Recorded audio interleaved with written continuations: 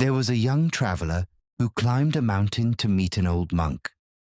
When he finally reached the monastery, exhausted and frustrated, he bowed and asked, "Master, how do I know when it's time to stop trying?"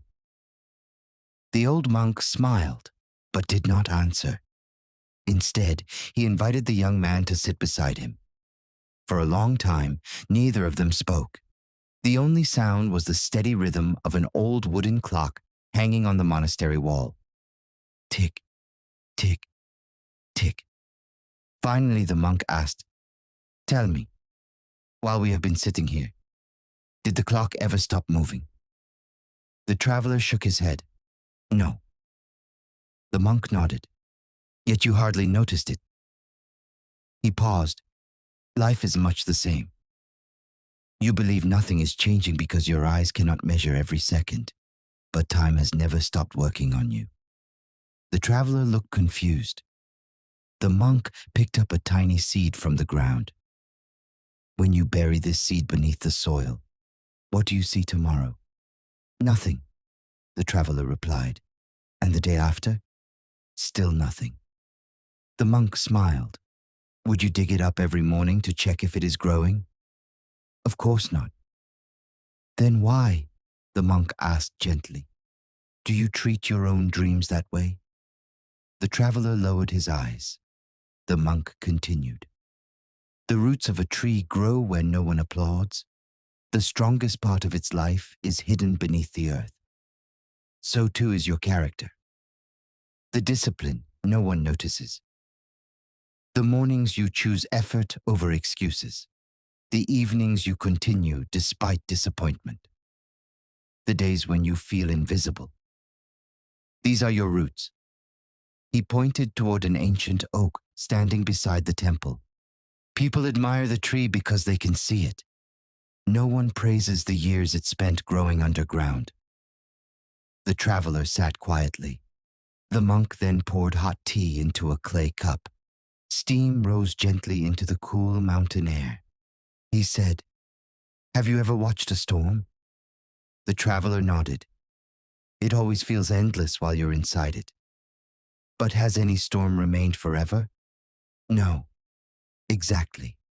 The problem is not that storms last forever. The problem is that people abandon their journey while it's still raining."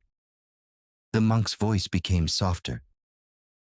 "I have lived long enough to see countless people surrender one step before the path became easier. They mistook silence for failure. They mistook waiting for defeat. They mistook slow progress for no progress." Then the monk picked up a rough stone. "This stone has been shaped by water." He handed it to the traveler. "Water is soft. The stone is hard. So why did the stone change?" The traveler thought carefully. "Because the water never stopped." The monk smiled. "Exactly. Strength is not always force. Sometimes strength is simply refusing to disappear." He looked toward the valley below, where clouds drifted slowly across the mountains. "People believe victory belongs to the fastest. They are mistaken. Victory often belongs to the one who remains after everyone else has gone home." The monk stood. "The clock continues to tick, whether you celebrate or complain. The roots continue to grow, whether anyone believes in them or not. The sun returns even after the darkest night. The storm moves on. So why should you stop?"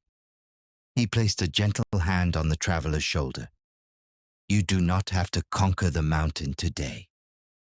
You only have to take the next step, and tomorrow, take another." The monk smiled one last time. "Never measure your life by how quickly you arrive.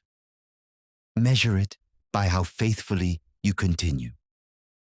Because in the end, the greatest victories are rarely won by those who were the most talented. They are won by those who quietly whispered to themselves, 'Not today, not tomorrow. I will keep walking until I win.'"